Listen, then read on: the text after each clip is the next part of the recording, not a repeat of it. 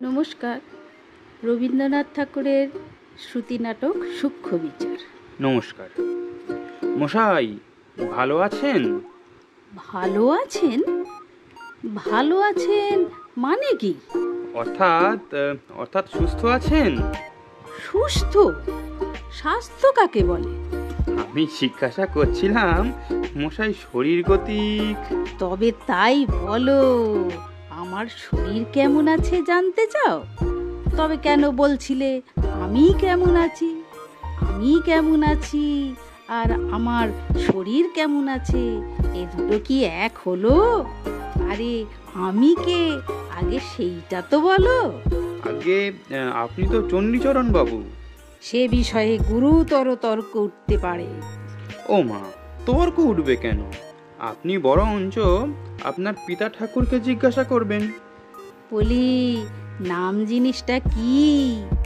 নাম কাকে বলে?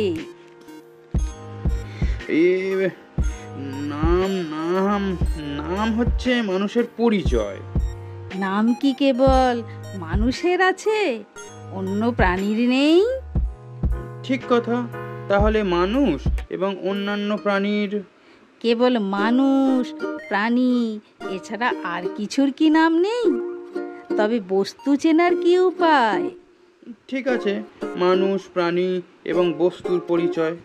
শব্দ, স্বাদ, বর্ণ প্রভৃতি অবস্তুর কি নাম নেই?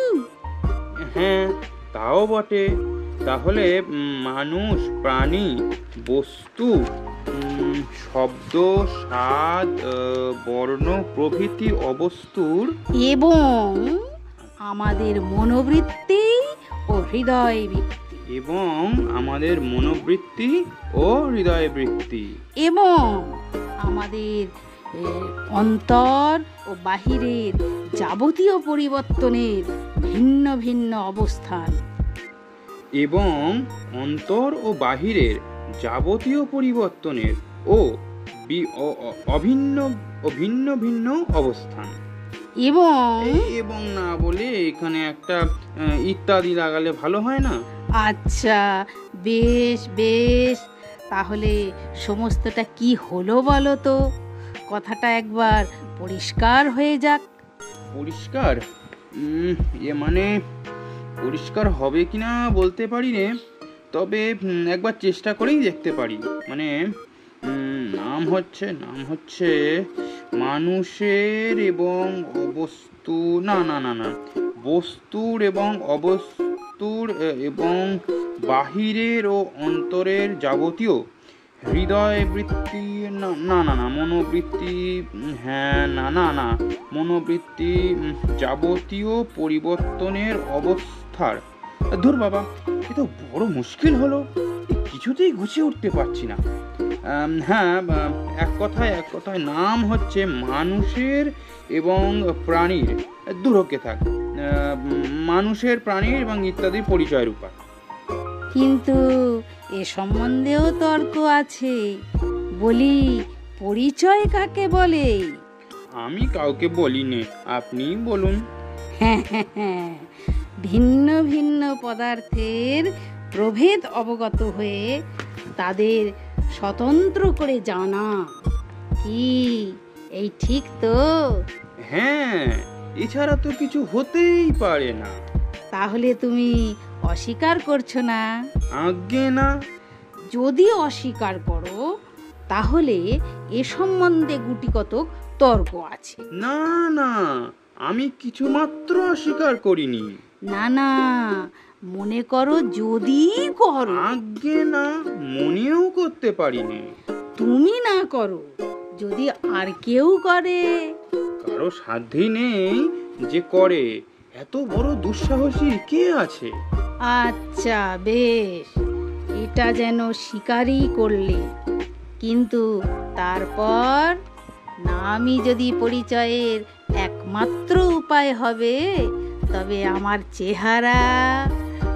চেহারা কি পরিচয়ের উপায় নয়? আর অন্যান্য লক্ষণগুলো? দেখুন, আজ সম্পূর্ণ বুঝেছি নাম কাকে বলে, তার নামগন্ধ জানি নে, আপনি বলে দিন। বেশ বেশ, শোনো। ভাষার দ্বারা স্বতন্ত্র পদার্থের স্বাতন্ত্র নির্দিষ্ট করবার একটি কৃত্রিম উপায়কে বলে নামকরণ। যদি অস্বীকার করো, না না, আমি অস্বীকার করিনি। কেবল তর্কের অনুরোধে যদি অস্বীকার করো, তারপরে তর্কের অনুরোধে কেন, বাবার অনুরোধেও অস্বীকার করিনি। কোনো অংশে যদি অস্বীকার করো, একটা অক্ষরও অস্বীকার করিনি। এই মনে করো কৃত্রিম, এই একটি কথা সম্বন্ধে নানা তর্ক উঠতে পারে। ঠিক তার উল্টো, ওই কথাটিতে সকল তর্ক দূর হয়ে যায়। আচ্ছা আচ্ছা, তাই যদি হলো, তাহলে মীমাংসা করা যাক। আমার নাম কি? মীমাংসা আপনি করুন, আমার খিদে পেয়েছে। আমার নাম সহস্র আছে। এখন কোনটা তুমি শুনতে চাও? যেটা আপনার সব থেকে বেশি পছন্দ। প্রথমে বিচার করতে হবে কিসের সঙ্গে আমার প্রভেদ জানতে চাও। যদি যদি পশুর সঙ্গে প্রভেদ নির্দেশ করতে চাও, আমি তা চাইনি। তাহলে আমার নাম মানুষ। যদি শ্বেত ও পিত পদার্থের সঙ্গে আমার প্রভেদ জানতে চাও, তবে আমার নাম কালো। শ্যামলা। ও, যদি ছেলের সঙ্গে আমার প্রভেদ জানতে চাও, তবে বুড়ো।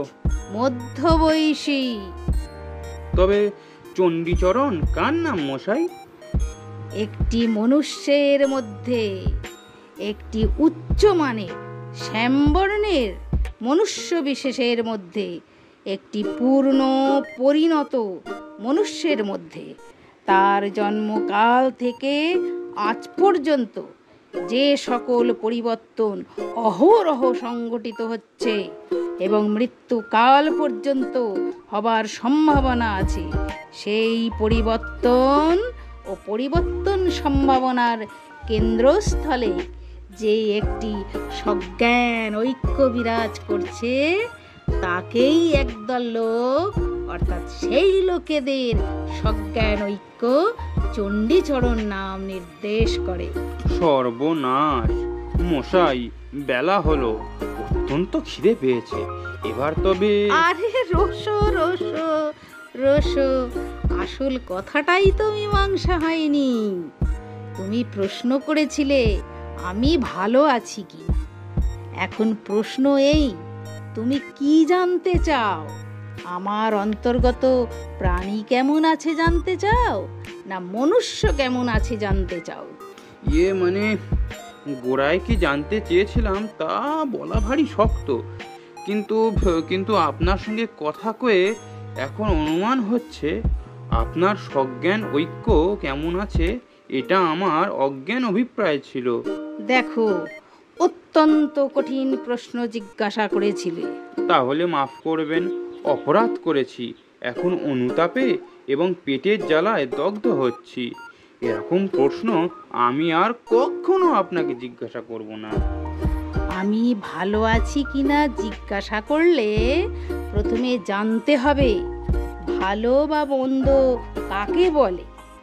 তারপরে স্থির করতে হবে আমার সম্বন্ধে ভালোই বা কি আর মন্দই বা কি। তারপরে দেখতে হবে আজ যা ভালো, ভবিষ্যতে তা। মশাই মশাই মশাই, আপনার পায়ে ধরছি, এখনকার মতো ছুটি দিন। বরং আপনি কেমন আছেন এই অত্যন্ত কঠিন প্রশ্নের উত্তর আপনি কবে দিতে পারবেন, এর একটা দিন স্থির করে দিন। আমি যে নিতান্ত ব্যস্ত হয়েছি তা নয়, উত্তর পেতে না হয় কিছুদিন দেরি হবে, না হয় উত্তর নাই বা পাওয়া গেল, কিন্তু আজ আমার অপরাধ ক্ষমা করুন। ভবিষ্যতে আমি সতর্ক হব। নমস্কার। নমস্কার।